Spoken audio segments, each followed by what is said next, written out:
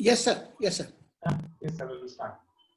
Good evening, all of you, and I'm very happy to welcome Pradeep Kumar sir, who is very well known to us, and he has also come to us, and then he has also once he has come as a chief guest, one of our valuable function, that is assist program in 2 years before, and then his interaction with us is very well and very nice.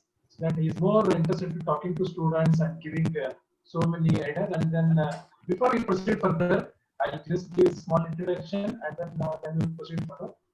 Before we start this, I request Ramakant sir just to welcome all and then we'll proceed further. I request Ramakant sir. Okay. Greetings to all of you, and it's indeed a pleasure to first and foremost our today's expert speaker in the series of expert talks that we have been organizing for last 50 days ever since we got into this lockdown mode. And just to update all of you, this is our 17th talk in the last 50 days, and the speaker is Honorable Sri Pradeep Kumar. His formal introduction will definitely come to us. He has been associated with Chitan Business School. On the previous occasion, he came, he spent some time with the students, and today he is with us to share the most important scenario, that is employment scenario in the country because of the disruption that has happened due to COVID. Everybody is having their own issues, and for us, employment is also one of those issues to be understood clearly, so that the students are also aware of what is the situation prevailing, how to maybe adjust to the situation, how to take care of it, and what are all that is necessary. So it's indeed my pleasure to welcome Sri Pradeep Kumar on behalf of the director, the participants, faculty, students, and Dr. Gaudar, so that we listen to his experts' advice. I welcome all the students so that you are the beneficiary of this particular session, which is going to be there for next couple of minutes. And for your benefit, this has been organized. I'm happy that so many of you have joined and some of you are still joining, but I'm sure this session will have a lot of takeaways for you. There are some of our invitees are there, some of the guests are there. I can see Sri Kutubagi is there, Sri Ganesh Hegde is there. Likewise, there are these invitees. I'm sure they will also have a lot of things on this particular session. I invite all these invitees, and I hope that they will also be exposed to a couple of these areas. I invite our director who has been there all these 16, 17 programs, helping us to get different kinds of people with different background for different areas, so that the general build-up in our learning system happens in varieties of ways. So once again, it's my pleasure, and I must acknowledge the efforts of Dr. Gaudar for having taken care of this particular arrangement, as well as having spoken to Pradeep Kumar a couple of occasions to get him for this program. Dr. Gaudar, you are indeed done a very good job. Everybody are going to benefit out of this. So once again, welcome to all of you on behalf of the institution, on behalf of all the organizers. It's over to Dr. Gaudar now. Yes, thank you, sir. Before we proceed further, I just give a small one minute introduction of our Pradeep Kumar sir, today's guest speaker. Pradeep Kumar, who is an MBA graduate from a 1980 batch, who is a rank holder, and as on today is almost on 37 years experience in different areas like management, marketing, and HR domain. And soon after his MBA program, he finished and he entered. He worked as a general manager at Tata Infomedia Limited of Pune branch, and also he established Tata Press Yellow Pages in 1993 in southern region of India. And later he moved to Dubai. There he worked 2003 and 9. He worked on HAWK Hawk Media LLC, one of the organizations, and established so many other things there. And after that he came back from UAE. Then he started working as executive director of Mother India Farms. There he launched organic fruit juices. Now at present, one of the brand is which is Organa. That brand is still existed. At that time, he's worked as executive director of Mother India Farms. Next, after that, what happened is he's because having more intellect towards in writing so many things and all. After 2009, he started writing so many articles, books, and in area called management and in education and leadership, and in some career education related. He wrote on more than 150 articles. He wrote and then which are published in leading newspapers in Deccan Herald and any other papers still are coming in Deccan Herald. And is one of the book Simple is Difficult, which is wrote by him and it is published by and the Jnanpith awardee Shri late U.R. Anandamurthy. Still it is there. And then also he is also an expert panel committee member in Small Enterprise India, a leading B2B magazine, and also served as a panel member in infrastructure panel member in Karnataka University. With this small brief introduction, welcome you, sir, Pradeep Kumar, sir, for at this occasion. Before we start, I request 1 minute, our beloved director, Dr. Vishwanath Kori, sir, to speak on this occasion. Thank you very much. Thank you. Kori, sir. So, very good evening, Mr. Pradeep Kumar. A very good evening, sir. Very happy to have you on this occasion. Thank you. And my senior colleague, Dr. Ramakant Kulkarni, Director Academics of our institution, Dr. Nagaraj Gowder, Director Placements of our institution, and we have many guests like Anand Kotabagi, we have Mr. Hegde. There are so many other people who are yet to log in, and all my colleagues and also student friends. In fact, today all of us are in total confusion. So till now, the job scenario was different, and now onwards, it is going to be altogether different. Because as we can bifurcate the era, how we used to say before Christ and after Christ, like that. Now Yes. I have to talk about before COVID and after COVID.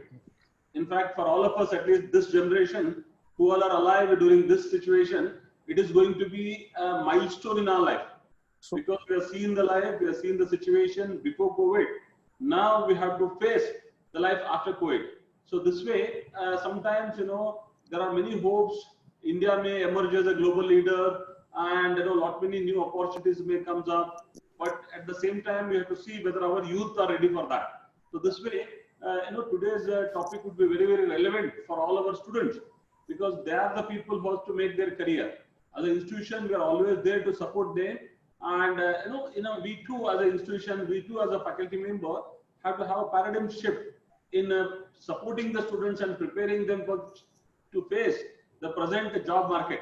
So in this situation, we would like to hear more from Mr. Pradeep Kumar. So I request Pradeep Kumar to take over and address the students and also staff and all of us on this relevant topic today. So I thank Mr. Gowder for giving an opportunity and also creating Don't this worry. opportunity for all of us. Okay, so let's look forward to valuable session from Mr. Pradeep Kumar. Thank you. So thank you so much, Dr. Vishwanath Korvi. And I'm also thankful to Dr. Ramakant Kulkarni and Dr. Nagaraj Gowder, and also the faculty members and dear students. In fact, I've been associated with your institute for about 7-8 years, roughly.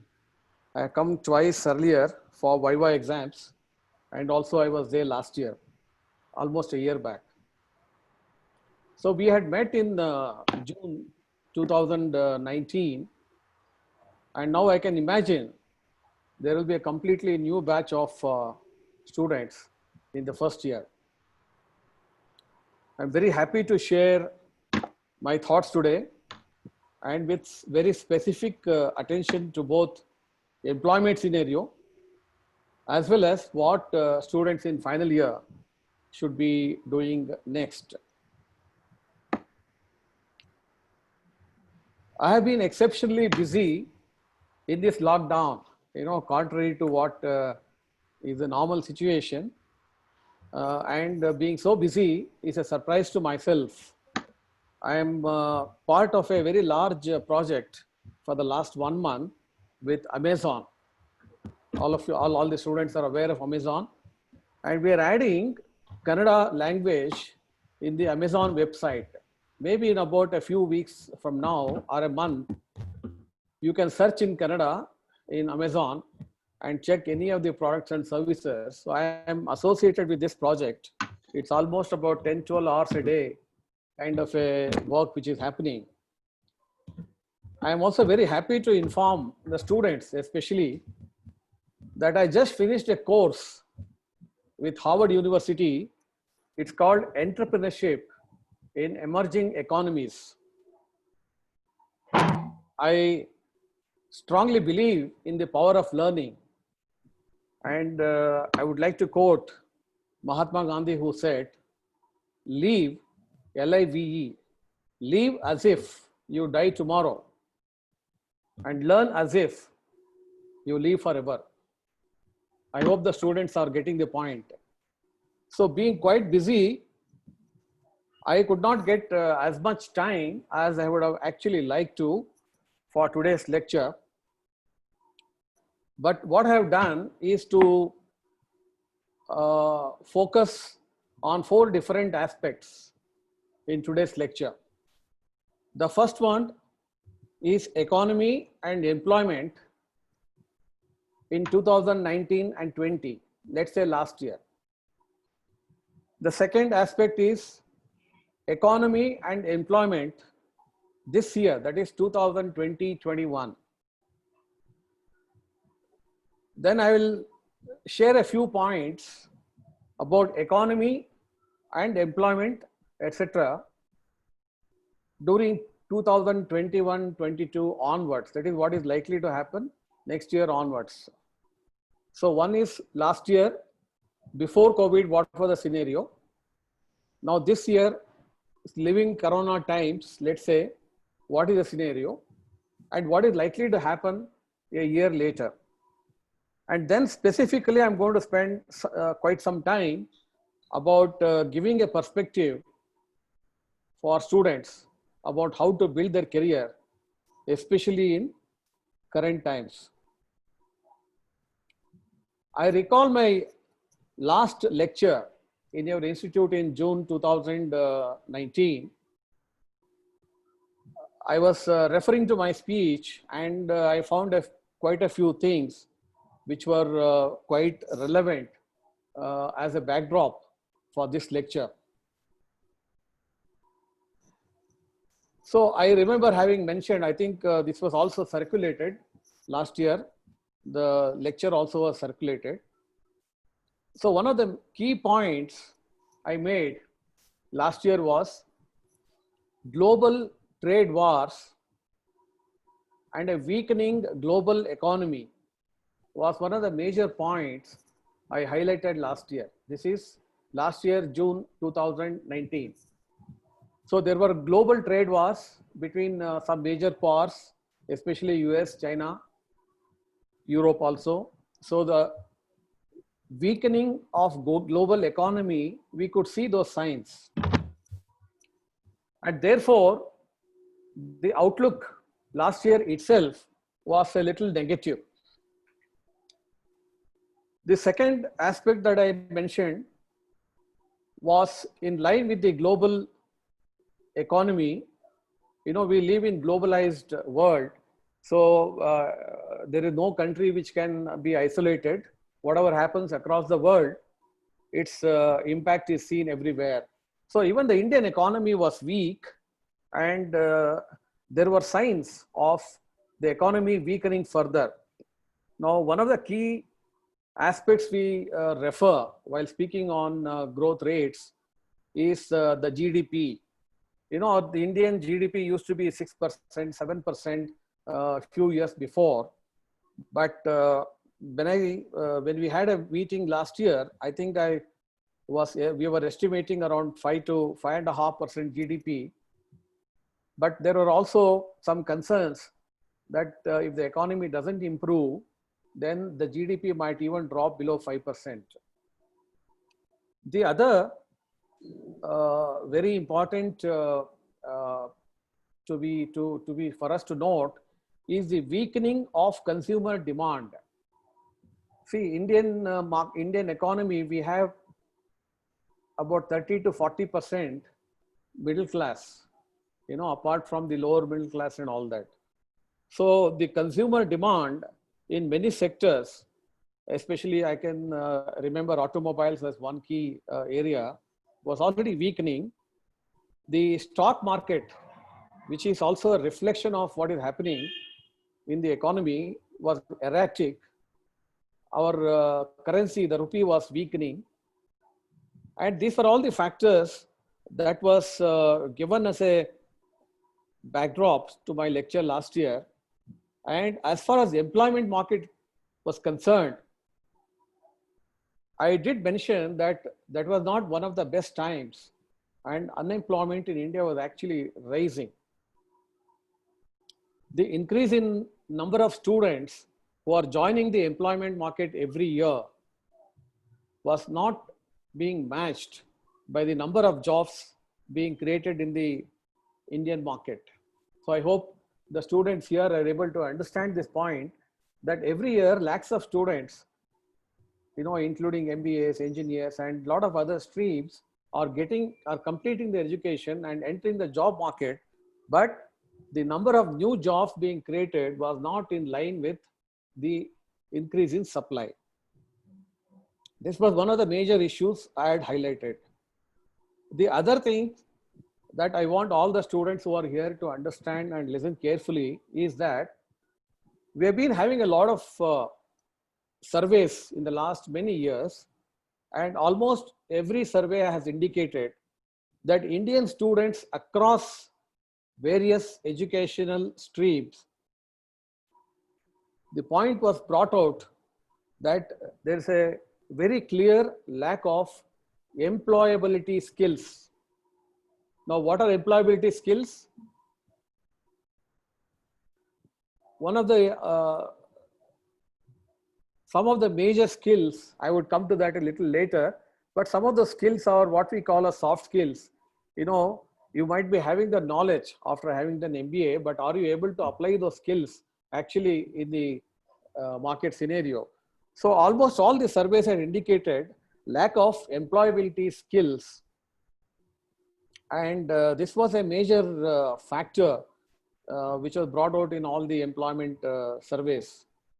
So one point that I want all the students to understand at this juncture, there are three things that are required for success in a career. One is your knowledge, which is the foundation for which we all go to educational institutions. We get whatever is interesting to us, the degrees in whichever streams. It could be management, it could be engineering, medicine, it could be art, literature, whatever it is. So that is just the foundation for us. Then we have attitude. What are the attitudes we carry? Our life skills and attitudes. And then there are the skills that are required to apply when you are on the job. In fact, we call this as triangle of success. These three things are very essential. So here the surveys indicated that employability skills, which is to highlight briefly, things like communication skills. Are you able to communicate well? Do you have good interpersonal skills? Are you a good team worker? Do you take some initiative? It could be in your college. Even now you will be able to assess whether you have those initiative skills and things like that. But when you're actually in the job, initiative becomes a very important factor, and also leadership skills. So there are a whole range of soft skills, as we call it. And there are serious concerns that not all our students are actually equipped with employability skills. So this was the backdrop of last year, 2019-20. Now, let's come to current year. Let's talk about 2021. And whatever I am going to express, I would say still is neither a very optimistic outlook. It's also not a very pessimistic outlook. I'm trying to be as neutral, but yet critical. as possible. So coming to this year, 2020-21, as Dr. Vishwanath Purvi was mentioning, this is a very serious crisis. No one anticipated global pandemic due to COVID-19. The signals were seen about this virus right from the end of 2019. But looking back, now we are in May, looking back in retrospect, it looks like we were a little careless until the real danger became very imminent. We have seen a massive impact across the world, which is comparable only to the Spanish flu problem that we had in 1919, exactly about 100 years ago. Very ironically, 100 years ago, we had a very severe problem called that time, the pandemic affected 1/3 of the world. It affected 1/3 of the world and took a toll of something like 30-40 million. I mean, 30-40 million people would have died about 100 years ago. So I feel the preparations across the world, because we were seeing what is happening in China, but the preparations across the world was a little quite inadequate. And as I said earlier, I also feel that we have been a little careless. So did we all underestimate the potential impact of this? Is something that, we should be questioning. I know we as individuals would not have played a bigger role in the thought process behind, but then the various governments, the various leaderships, did we all underestimate the potential impact? Is a question I have. So we are now in a worldwide recession, which is not even seen during any of the previous world wars or even during the Great Depression of 1930s. So coming to Indian GDP, we may still float around a positive territory. We may not go minus as many of the countries are likely to get into. There will be negative growth in almost many countries. But India may still be floating around what I call a positive territory. But the risk of we getting into negative cannot be ruled out. So what are the estimates of GDP? Some of the estimates of GDP for India for 2020-21, it ranges from about 1.2% to about 2% is the kind of an estimate of GDP which is likely in this year 2020-21. And we might have finished last year, that is 2019-20, around 4.5% GDP. Now you see 4.5% last year, and you see even 1.5% this year, the current year. Then you can imagine what is a drop in GDP. So this is one backdrop, what is likely to happen in the current financial year. Now, what is the scene right now? The scene right now for the last 2 months, there has been a closure of all economic, industrial and business activities across the country right from March 2020. Yes, I know we are in the process of opening it up, but the last couple of months, there has been an entire closure of all business, industrial, economic activities. Consumer demand has fallen flat across all categories except essentials. Essentials is what we use in the kitchen, for example. Except that, consumer demand has fallen flat across all categories. And I mentioned earlier that I believe that consumer demand is the key for an economy to be doing well. And if the consumer demand falls flat, then the economy is really in doldrums. So the future of most businesses, is at stake. A word of caution here to all the students. This is the reality of today. I have no intention of scaring away the students. It is necessary for each one of us to understand the gravity of the situation. So future of most businesses, when I say future, I'm not saying forever, but let's say this year. The future of most businesses is at stake, and therefore most of the jobs in almost all sectors except a few are at stake today. Now, what are the industries that might be doing okay or might manage? Obviously, IT, ITES, biotech, healthcare. These sectors may be able to absorb the shocks considerably. Several companies worldwide, including some of the largest companies, have announced bankruptcy. They have filed for bankruptcy. Job cuts have been there across worldwide. In India, it is not yet perhaps being noticed, but I am very sure it is very likely to happen. Now, which are the sectors which are going to do very bad? Travel, hospitality, fashion, high-end retailing, luxury goods, appliances. Now, all these sectors will take a lot of time to recover. The other point to note is that apart from the job losses is only one aspect.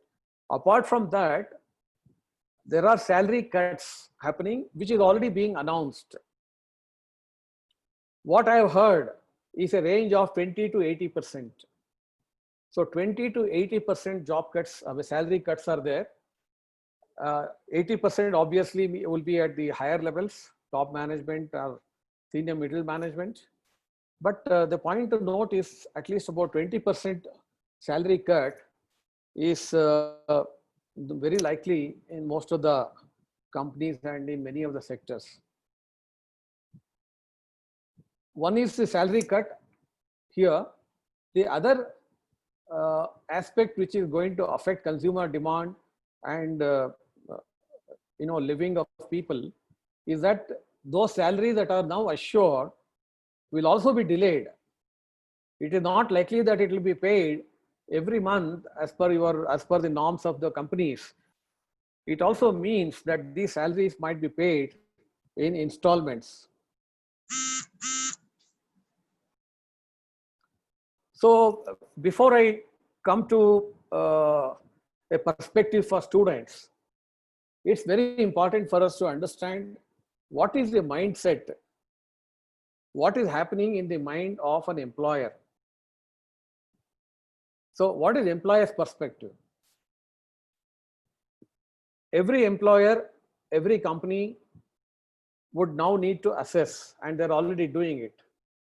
What is the scale of my business which is affected? Very important for everybody to assess what is the impact on my business. And the assessment across various sectors, size of the company, what brands they represent, what are the brand values. See, this is one of the most crucial time when the value of a brand will be really tested. How is that product positioned in the market? Are you at the higher end of the market? Are you at the lower end? Or you are somewhere in the middle where there's a better value of the product and the price? So all these things in every company has to be assessed. And once this assessment is over, whether the scale of my business is going to be sustained, are we going to break even in the current year 2021? Is it a sustainable business for me? What actions do I need to take?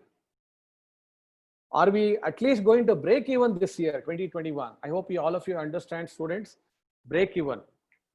I mean, at least able to cover my expenses. And suppose we can't break even. Suppose we can't break even, which is going to be there in many companies, and we are likely to incur losses. How should I minimize my losses? What corrective steps should I take? And the other very important point, which is a challenge I've also seen in the last 2 companies, is the challenge of cash flow management. How does companies manage their cash balances?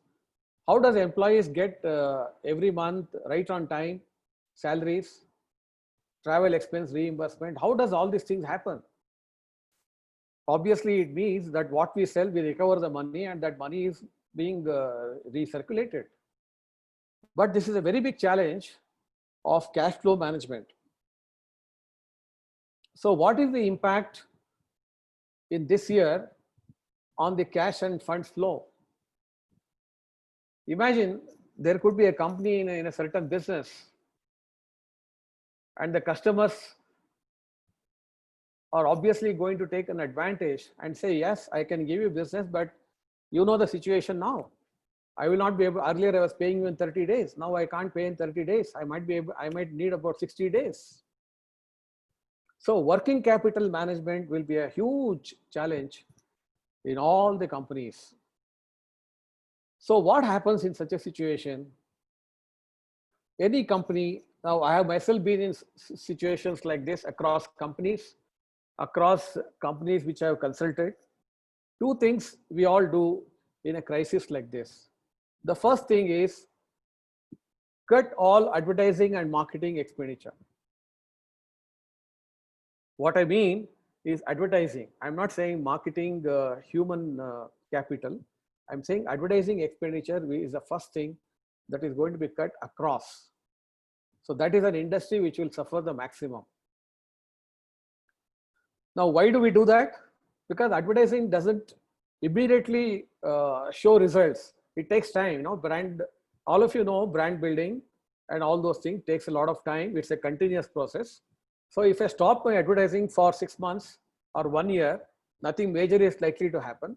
So advertising and related marketing expenditure will be the first thing that any company will stop.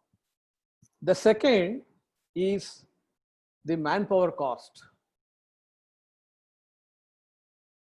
Manpower cost is one of the major expenditure in any company. In many companies, the average manpower cost will be around 20-25%. I have been in companies where the expenditure used to go around 30-33%. In those companies where there are a lot of salespeople, there are a lot of selling efforts are required, and the cost of manufacturing a product or the material cost is relatively less. For example, media. For example, I was in media. So in such companies, the manpower cost is about 25-30%. And therefore, after advertising, we invariably look at manpower cost. What does it mean? Looking at manpower cost does not mean that we will sack everybody. Certainly not. Because if we do that, the business also will collapse. That's not the point. What will happen is in every company, we will critically look at every employee across all levels. We will see their performance, we'll see their discipline, we'll see their life skills, and we will see whether they have potential for future. So what will happen after this? There is something called a ABC analysis of employees. You know, there are always a certain percentage of people who are below average. Okay. And for some reason or the other, in a company, we would not take action against them because we feel, okay, they're still contributing some 40%, 50% performance. So what will happen is this kind of a very critical assessment will lead to a decision about who has to be terminated or job losses. This is the first thing when we review manpower. The second is, of course, as I mentioned, salary cuts. Okay. So these two actions on advertising and manpower cost rationalization, I would not say reduction, but I would say rationalization, will make the companies to feel a little better. Now, a few points, a few relevant points, and what the Indian government has done to handle this crisis. Relatively speaking, when you look at across the world, Indian government has done quite good. We have done quite well in handling the crisis. Our leadership has risen to the occasion, and I don't believe that any other government, any other leadership would have done much better than this.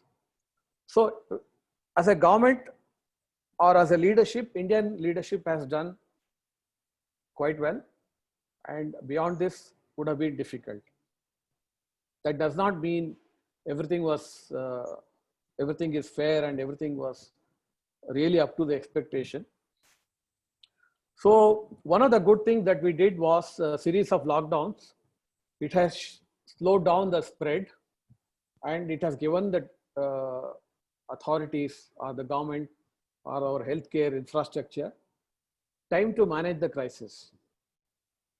Now, as you all know, recently we have, it has been announced that there is various packages, given in 4 different series. About 20 lakh crores have been offered to farmers, lower income group of people, small industry, medium industries, large industries. It's a huge outlay, 20 lakh crores for a population of 130 crores. But is this enough? My own feeling is it doesn't seem enough, for the simple reason we do not know whether this 20 lakh crore is in addition to what the government had already planned as part of its budget. I hope getting my point. 20 lakh crores is fine. 20 lakh crores is very good if it is in addition to the normal expenditure that we had planned. But if you are taking away funds allocated for some other sectors, maybe defense, maybe education, maybe health, maybe infrastructure, whatever, and from there you are reallocating the resources, it's a completely different picture. Just 2 days ago, there's a beautiful article written by Azim Premji, chairman of Wipro. It was published in Economic Times. Very comprehensively written article. Those of you who are interested, just type Economic Times and Azim Premji's speech on economy or something, you will get the link. So the key question is this 20 lakh crore above the government's expenditure? We don't know. I presume it's a reallocation. The other grievance I have against this government is the middle class represent 30-40% of our economy. All of us, let's say. What is it there for the middle class in this package? I have not been able to figure out anything in this for the middle class. I would have been very happy if the government had said, okay, 20 lakh crores, out of which industry is going to get so much, farmers, agriculture is going to get so much. But industries, whatever package we are giving, it comes to you with two conditions, or at least one condition, that you cannot sack any employee until, let's say, December, until, let's say, January. This conditional allocation of resources should have been done. I still look forward to something like this happening, because the entire middle class is living in a kind of a fear psychosis. The jobs are on paper today because they have not yet completely started going and working, and whether the salary will come at the end of this month, no idea. Whether the job will be there next month onwards, no idea. So 20 lakh crore is very good, provided it is implemented with the condition that no business will sack any employee. You want to sack somebody, if you are in that situation, you need a prior approval from us. This, I think, is needed to put our working class, the middle class, with some peace of mind and some hope to look forward to. So there are many challenges and many anxieties right now, and it will persist for a good time this year. Now, after having given this kind of outlook, these are all realistic outlook, as I said, neutral, neither very optimistic nor pessimistic. Let's change the mood and look at what is likely to happen in 21-22. That is, next year onwards, what is likely to happen? Yes, we are in a crisis now, but is the crisis going to be there forever? Obviously, no. All the students, please understand, the crisis is short term. Okay? We are not going to be living in this situation forever. So what is the good news for next year? Let's say by next year,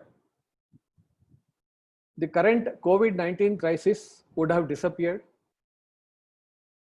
We would be having medicines. Medicines would be much before. We would also have vaccine. So we would get back to a normal situation, hopefully next year. GDP may bounce back. GDP will bounce back to about 5% next year. So there is something called, we are expecting a sharp recovery of the Indian economy is expected.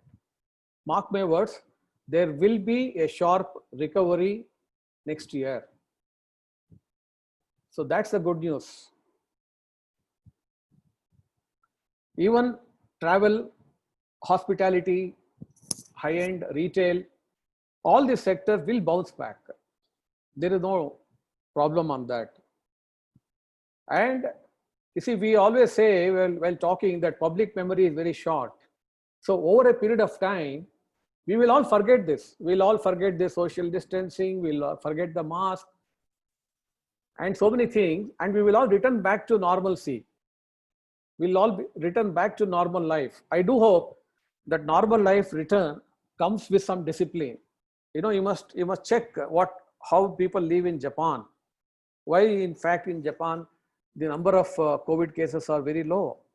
Because for years, they have been doing all this. What we are now doing during COVID-19, they have been doing for many, many years. So I do hope when we talk of normalcy next year onwards, I do hope it comes with some discipline. So our economy will recover as the economy will recover worldwide. And the economy might recover in three different manners.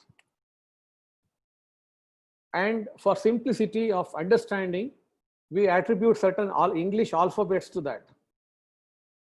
So there is something called a U recovery, U-shaped recovery, which means the recovery will be slow.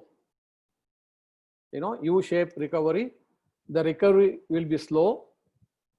There will be restrictions in travel, hospitality, and all the lifestyle changes that we have all got used to now.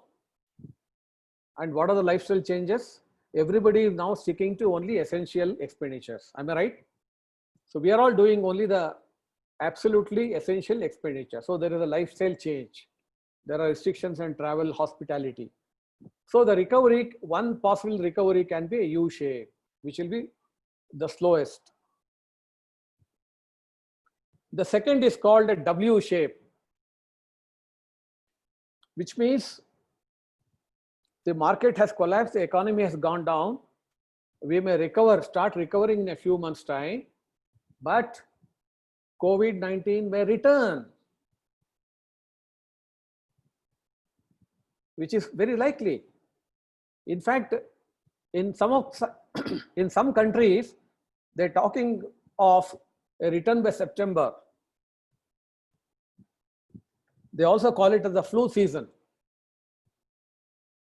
So economy has collapsed, it will rise, but it may be halted by another spike in the COVID-19 crisis. So again, it will go down and then it will go up. So this is called a W recovery. There is one more, and this is the most optimistic one, which is called a V-shaped recovery. A collapse, a sharp downfall, and a rise. So next year onwards, 2021, 22 onwards, even with forgetting all these shapes that I mentioned, a general expectation is that we will get back, we'll bounce back, and we'll come to about 5% GDP levels. So now, in this last part of this lecture, now I am coming to a student's perspective, particularly those students who have just finished second year or finishing second year and getting into the job market. And obviously you must be anxious, you must be worried. And so therefore I thought I must be able to give you a lot of inputs as to how you should be addressing the situation and how you should do well in the current year. So the first question I want to ask the students, this is not a, we are not planned for a live interaction. We can have questions later on, of course, but I'm asking this question into every student's mind. Are you ready for employment? Think about it. Second year students who are finishing, think about this question. Are you actually ready for employment? What I mean, having an offer letter in hand to join a particular company, does it mean you're ready for employment? Answer is no. You got a job offer, fine.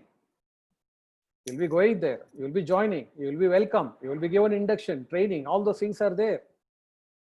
But within your mind, are you ready for employment? What I mean, do you have the skills for your first job? Ask that question into your mind. Critically assess yourself. Why I'm saying this?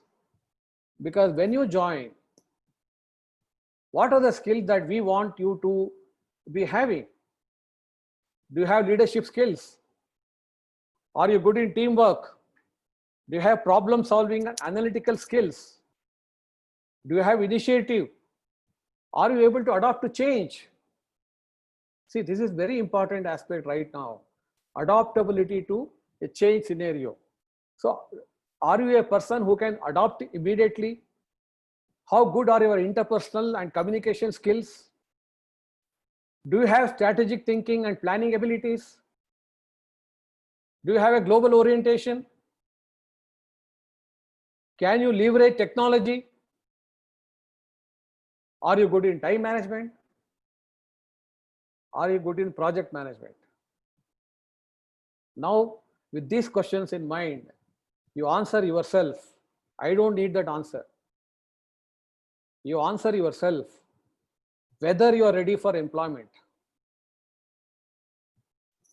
Remember, an MBA degree does not mean you are ready for employment. It's your passport. I agree.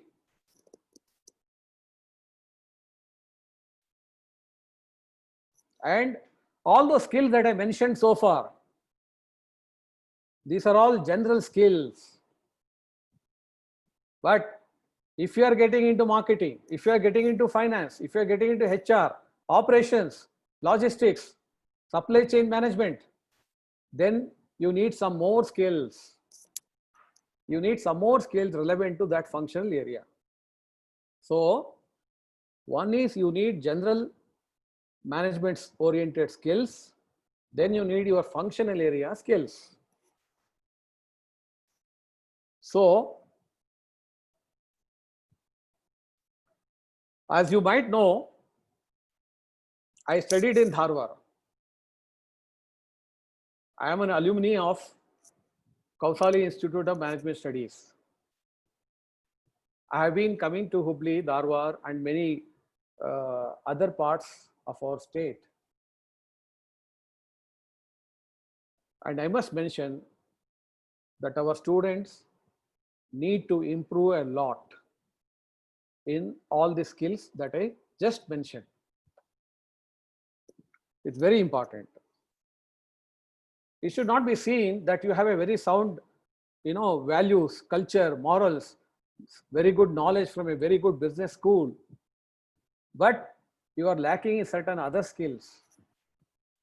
Because if it is so, it will retard your growth. I'm not referring to your institute, I'm not referring to your batch. But this is a very general observation. And I want each one of you to think where you have to improve. That's the key. So check your skills. You still have time, probably 2 months before you join. And on a war footing, work towards filling all those skill gaps. And most of the skills can be learned through online courses or online coaching. I hope you heard me before when I said, I just did one course. I use this current lean time. I did a course from Harvard. Why, what is the need for me to do it? Because learning is continuous. Okay. So I hope all of you will have a thorough check of where you stand in your skills. Now, so moving further, from my experience, there are two kinds of employees who can manage this crisis. One is those people who are very smart working. That means they use their intelligence, they use their smartness, they know how to handle customers, and they're able to get the results what the company wants. So there are people who are working smart working people. Then there is the other one, which is a very hard working people. Their potential may be low, slightly lower, but what they do, they put that much more efforts to get the results. Okay. So in my corporate experience, I have always admired the smart working people. But I have also given more consideration to the hard-working ones. In other words, I must at least see, as an employer, I must at least see results, or I must see efforts. I'll be taking maybe another 10 minutes. So either I must see results. In the absence of results to the expected level, I should be able to see serious efforts, because both these sets of people will produce. Hard-working people usually produce about 70–80%, and the smart working people are usually about 100 to 100% or beyond. And in this scenario, about which we have spoken already, remember, employers will be very demanding, and assessment periods for new recruits, which is usually 6 months, may even be reduced to 3 months, because people will have no patience, number one. And number two, there'll be a lot of people available in the market looking for jobs.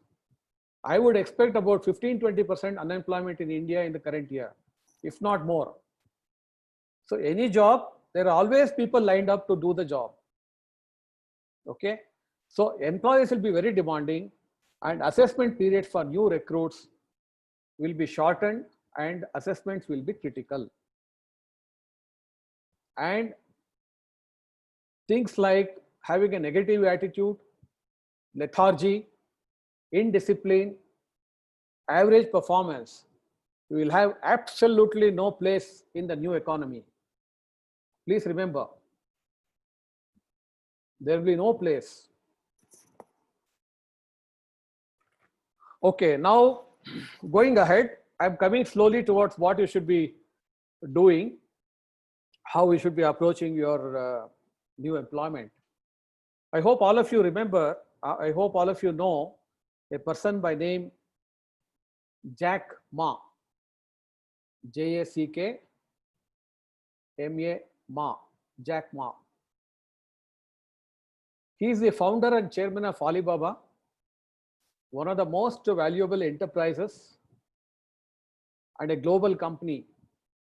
This is what he said in a very recent interview, and he's from China. What he says is very relevant and a good thing to remember for this year. He says, everyone should just focus on surviving this year. Don't think of anything else. Just survive this year and consider growth and other aspects only by next year. Because if you don't survive, then where is the question? I tend to agree with him, at least partly. And therefore, during 2020, the most important aspect for every one of us to remember is to survive. Because if we survive, then we will be seeing the benefits of a very sharp recovery in the economy next year onwards. So what should you do in the short term, in the next few months? What should we do? Especially students who are in the final year, who are looking at employment. So at a time when job losses are looming large, those of you who have a job on hand should consider yourself lucky. I hope you agree with me. People who have worked for many years are losing jobs. But here comes students from Chetan Business School, Hubli, who have job offers on hand. Please come and join us. Don't you think you are lucky? You should consider yourself as lucky. So, my advice, simply accept the job that you have got and don't lose this opportunity. You know, sometimes, okay, let me try something else. I'll get something else. I know somebody here. I know somebody there. Somebody knows somebody. All these things, combinations, permutations, I don't advise. You have a job on hand, just accept it. And remember, time flies very fast. We are already in May. In another 7 months' time, employers will be coming for the next round of campus recruitment. I mean, all those students who are there sitting, who are part of this from first year, in another 6 months, 7 months' time, you will be coming into the same employment market. So if you lose time, second year student, if you lose time now, you lose those 5–6 months in this process.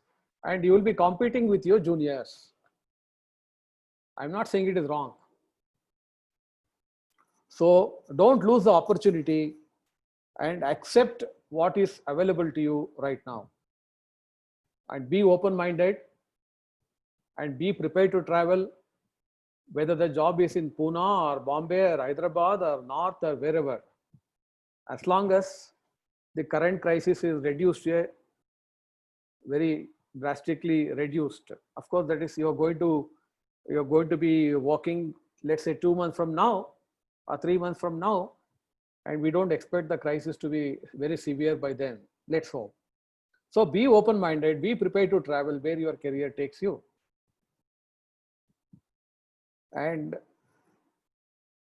I have a website by name, my name, vpradeepkumar.com. There is an article there which is titled the road from college to cabin. It talks about in detail how you have to handle your first job. But let me give you quickly few things what we should be doing. I guess with all this background that I talked about, crisis, economy, all those things, you could be nervous, you could be anxious. Being anxious is a positive sign. So don't be worried about it, but don't get paranoid. Think for a moment, what are the corporate expectations? What does your new employer expect? What does your immediate supervisor want from you? Never lose sight of this aspect. And I mentioned earlier, I would like to say it again, companies place highest emphasis on attitude, initiative, behavior, compatibility, and these kind of things. Highest emphasis. Because if these things are wrong, we cannot expect anything from you. You're weak in selling, you're weak in something else, I can train you. Companies will train you. That's not an issue. That's not a big challenge. But if the basics are not in place, it's a bigger issue. And I have seen a lot of examples of misbehavior, negative gossips on day one. You are called about 15, 20 people, and they're all sitting in the reception. They keep running from washroom to pantry and things like that. And we come to know there are 1 or 2 people who are already speaking negative, or already speaking something negative. And there are examples of we asking people to leave on day one. Because negativity, negative things, no company will take it. So just be conscious of it.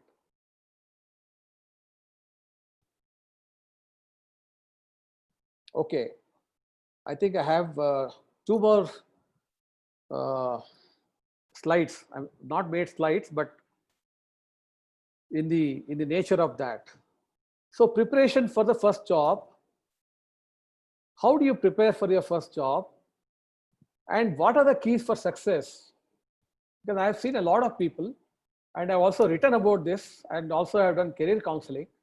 So what are the things that we should be doing in preparing for our first job? Because when you prepare well, what does it happen? What does it mean? It means your self-confidence is high, which is a key factor for success. Second, know the company. Know the company you are joining and try to understand your what we call KRAs, key result areas. So you must research about the company. What are the milestones in the company? Who are the people who have started the business? Who are the key people involved there? So do some basic research about the company. Don't land up on your first day, first job, without doing this essential things. What should you do the previous day?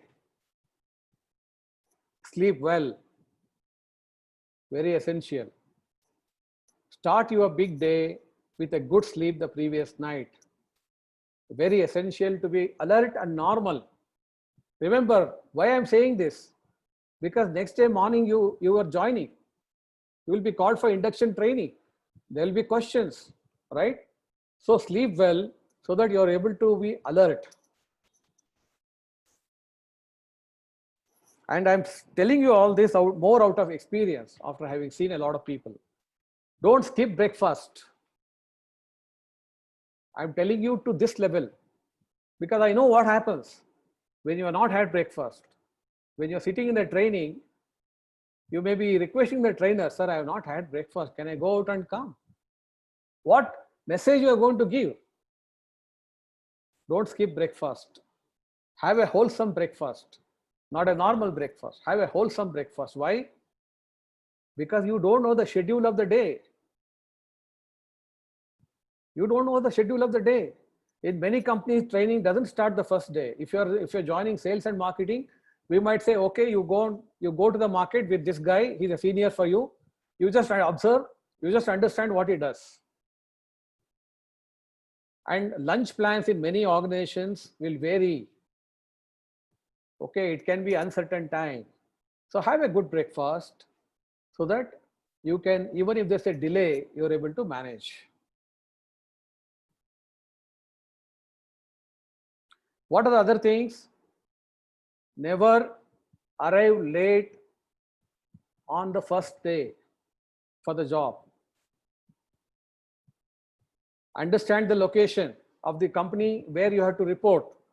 Estimate the travel time from wherever you are staying. If required, do a rehearsal. And consider what is the mode of transport. Do all the planning. Plan to reach the designated office, preferably a little early, 5-10 minutes early. Why? There's a trick here. If you arrive on a job on day one, a few minutes early, there will be people who are trying to see. There will be HR people who will be watching. And if you arrive first or second, you will be noticed. Oh, this person has come early to the office. He is very keen. He seems very disciplined. I'm telling you out of experience because I would ask my HR executive to go and check and come. Who are the people who have come? Give me a feedback. Also, I used to watch the CCTV in my cabin and see what's happening in the office. I mean, as employees or visitors, you have no idea, but you are being watched. So arrive early on day one. Next, let your clothing, shoes, accessories, handbags complement your personality.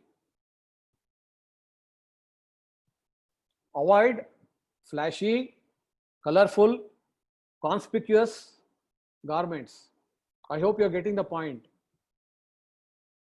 Okay? Avoid flashy, colorful, conspicuous garments. Never use excessive deodorants or perfumes. Perfume, deodorant is a personal choice. But in an air-conditioned environment and when the training is on, it can be a hindrance. It can be a problem for others. So use only mild accessories like this. When you are waiting for the training or when you are in the training room, don't keep fidgeting with the mobile. Don't have weird ringtones, highly disturbing. Don't have weird ringtones, texting, messaging, music, loud conversations. Never. Keep your mobile on silent mode and use it with a lot of discretion. I told you, you are being watched.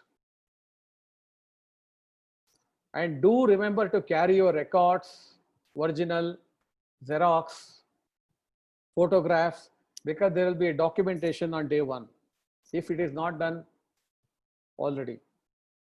So by doing all this, what are you trying to do?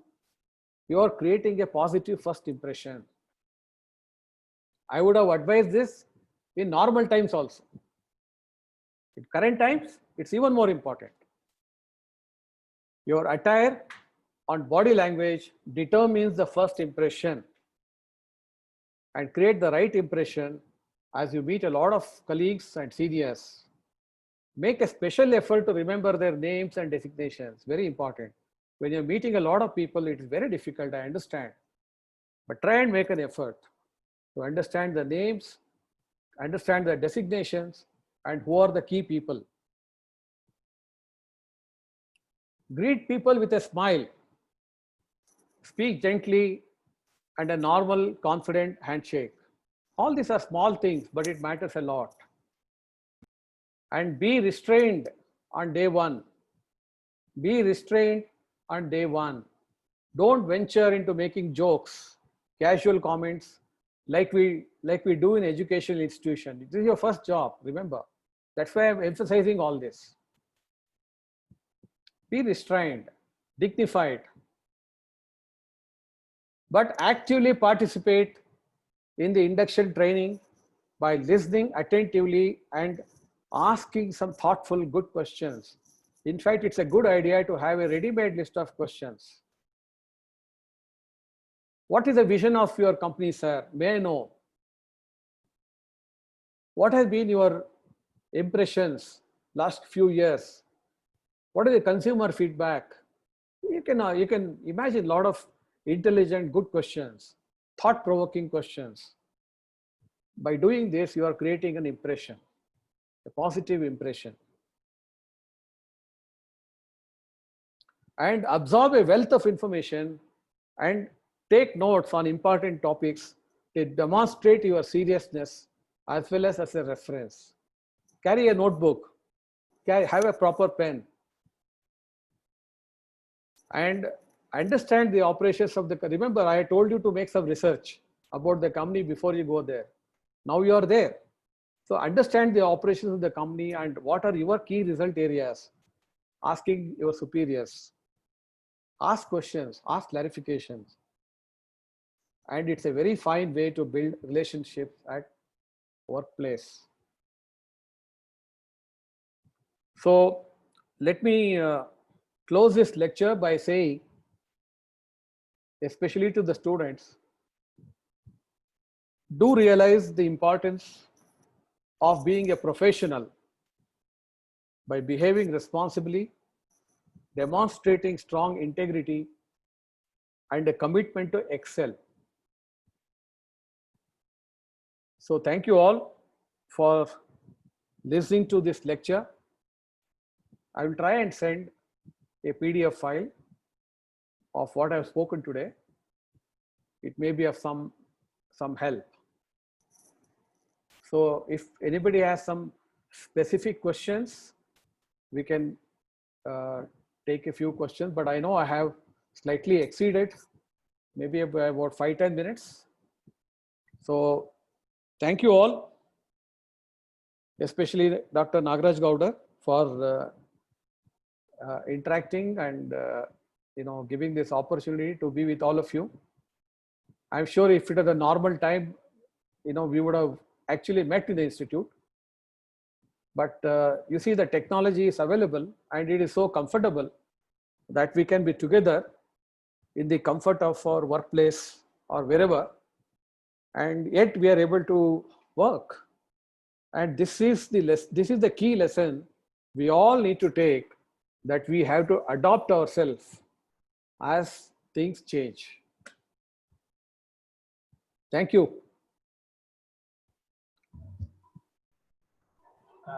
Thank you, sir. It was very nice elaborations, and you gave me a real picture of this, whatever the present scenario. Like you started from 1920 and 2021 and 21-22. So that what we were before, what we are there at present, and what can be thought of next year. Yeah. And it's too good. And also being students, what all they should take care. That also highlighted. But anyhow, it was very nice elaborations you gave. It's a real picture what you give us there. And I request any of the students or any faculties or anybody want to share or talk another 1 minute. And at last I request our Corey sir to conclude.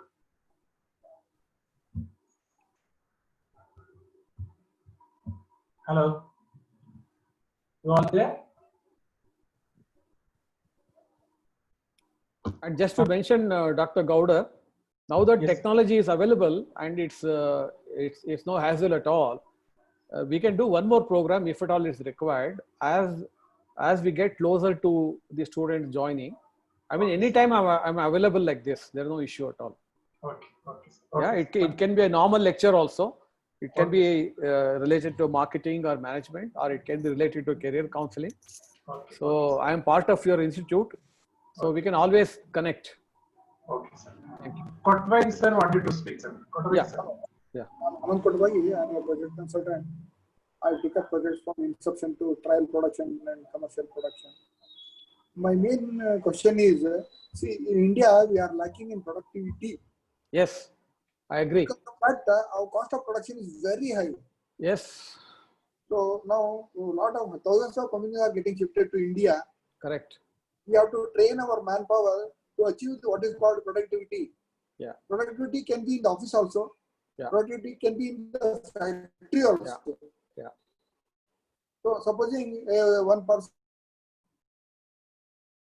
one more person can do X plus an amount of work in 8 hours by proper planning, discipline, persistence, so many things. I think this we have to take into care so that we are in par with China as far as the productivity is concerned. We are very, very behind as far as China is concerned as far as the productivity is concerned. That has been my biggest worry as an engineer manager. So whichever industries I visit, engineering industries, I find there is no consistency in production. Sometimes they produce one item in 1 hour. Sometimes the same item they take 10 hours. So I entirely agree with you. sir. I entirely agree with you. This is actually a big concern area, as a lot of companies are speaking about coming into India. Sir. This will be a major issue. One issue is how cost competitive we can be. Sir. And second is, are we really going to live up to the opportunities? Are Very we, true. just like I asked the student, are you ready for employment? I asked that question. Now, are we ready for this opportunity? Some 1 or 2 days before, I found a lot of big companies have already announced moving into Indonesia. Sir. Indonesia. Of course, there are a lot of people who are going to come to India as well. So I think there are many problems in this, quality management and being cost competitive. But the biggest challenge is to change the mindset of our people. That's the biggest challenge. No matter what training you give, no matter what skills you impart, the biggest challenge is the mindset of our people. Even during COVID times, this COVID time, we have seen this irresponsible behavior by a lot of people across the country. There is absolutely no seriousness. There is no sense of responsibility. I really don't know how we are going to address it, but That's true. this is a real problem. We can, in any manufacturing industry, we can prescribe standards. We can say standard costing, work Yes, so study, all those things are easily possible. But how do we handle the mindset of people? And second one is discipline. Yeah. People come 10 minutes early, not 10 minutes late. Yeah. This thing is not practiced. If we don't do this, Yeah. then it is very difficult to take India to next level. Forget India. We have to improve our management quality, no, sir. Yes. Boys and girls should get appointed. Now they are underappointed and unemployed and underemployed. I agree. Compared to IIM. And I would like to put a lot of efforts in this direction to motivate boys and girls, talk one-to-one, and what exactly in their mind. Yeah. You have to find out. Yeah. Well, I studied NTDF. I never went late to this college. Yeah, I know. I can Only 2 imagine. days leave for I can imagine what you are saying, because I remember my days. Sometimes I'll even open the office key. I was a general manager in Tata's. I'll carry all the newspapers, including Economic Times. And office was 9 o'clock, but I would be there by 8:20, 8:30. I would spend next half an hour reading the newspapers and showing a role model to other employees. But then, those things will not work now. I mean, by showing people that you are different now is not necessarily a formula for changing, because generations have changed, attitudes have changed, and people are different. You know, I think biometric machine is not needed if they make up their mind to come in time. That is what we call a TQM culture. I know. So somehow we all put together try to introduce that culture. It's a challenge at a very larger level. It is a challenge. Challenge at a It is very larger much level. needed at this hour of I agree. COVID-19 and post-COVID. This thing, it is very much needed. Anyway, I will spend some time personally with you, sir. Sure. It will be a pleasure. Yeah. I think lecture was quite informative. Yeah. Okay, we shall meet sometime, sir. Yeah, sure. Thank you. Thank you. Yes, sir. And it was a very good interaction. I think sir will, whenever he visit, we can have some visit at Calcutta. Okay. And then Yes. I request Ramakant sir, anything you want to ask? Pradeep Kumar sir.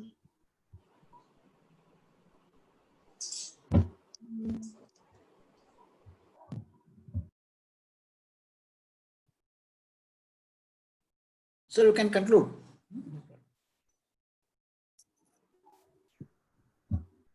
I request Kuri sir to just conclude. Yeah, till now, a lot of inputs been given by Pradeep Kumar. I should really acknowledge him for bringing forth all his experience, knowledge in motivating the youngsters. In fact, as rightly said by him, again this year also, even in spite of all this, critical situation, we are about to declare 100% placement for our institution for this year, academic year 2020. And in spite of this, in such situation also, we are able to generate a lot of placement opportunities for our students, where the students have undergone online interviews, online, the selection process. That way, whatever the tips given by Pradeep Kumar, it is very, very useful for all our students. So you not have to choose any job available with you. Whatever you have right now, take it up, grab it.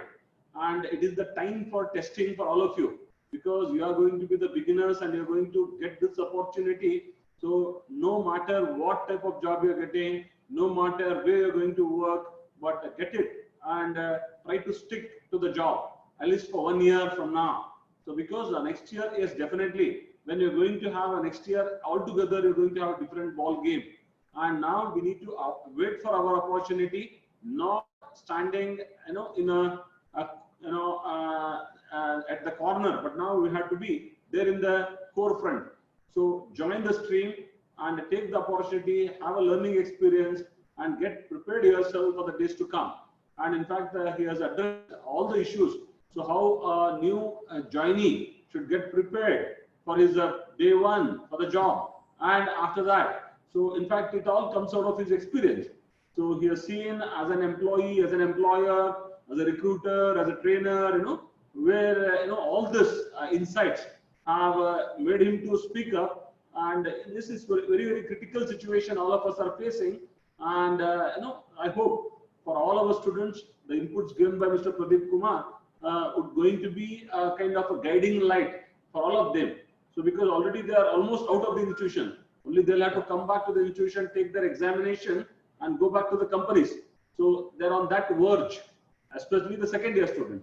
But at the same time, the first year students, even it is learning for them also, because now you need to understand what is the job market.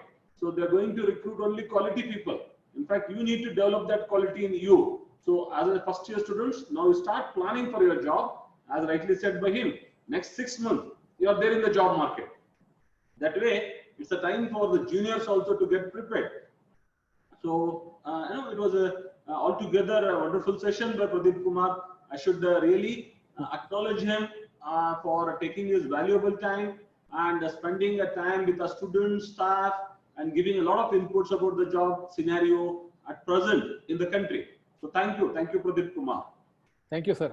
Now it's over to you, Ramakant sir or Gaudar sir. Thank you very much.